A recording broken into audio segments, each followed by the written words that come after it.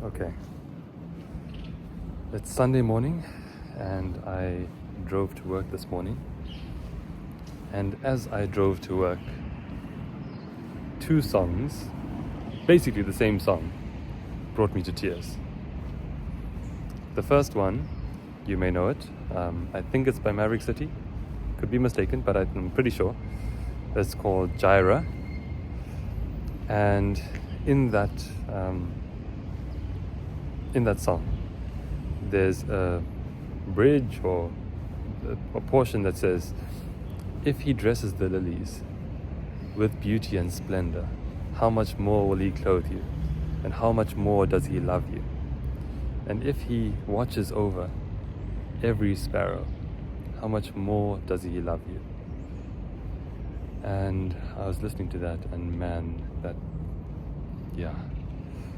how can I doubt how much God loves me when he does these things for, the rest of the world? And Jordan G. Welch has a live version just of that section called "How Much More." And the way she sings it is even more beautiful. But the reason why I'm telling you this is because of the thoughts that it brought to mind. You see, that song and that chorus is based on Matthew chapter 6, verse 25 onwards, and Luke chapter 12, verse 22 onwards, which basically says that God feeds the birds of the air. And unlike humankind, that we have barns that we can store things in, the birds don't. The birds don't store up their food in barns, but God still feeds them. And God even clothes the grass of the field greater than what Solomon was clothed in.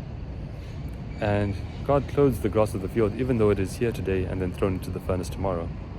And how much more will he clothe you? Now, for me, as I look at this passage, that was more than enough in the past to be an encouragement to me. But I realize that these things are speaking to creation in general and not specific to humanity yet. Let me explain this. So, God is in full control of the earth, right? He controls how much gravity we have. If we have too little, we'd be floating off the earth. If we had too much, we'd be stuck to the earth. If we had too much, a higher concentration of nitrogen or higher concentration of carbon dioxide in the air than the oxygen balance that we have, we wouldn't be able to breathe properly. We have plants that are created to recycle the air, and there's too many things. The way that the earth is orientated on its axis, so that the northern and southern hemispheres alternate between their seasons. The speed at which the earth spins, and the duration of our days, and all of those types of things. God's in control of all of those things. And yet humankind is created in his image. So of course he's going to take care of you, right? And that is an encouragement by itself. And I could leave that message there. But I want to give you something even more powerful. Romans chapter 8, verse 32. Run there. And it says that if he did not spare his own son, if he delivered up his own son for you, will he not also freely give you all things?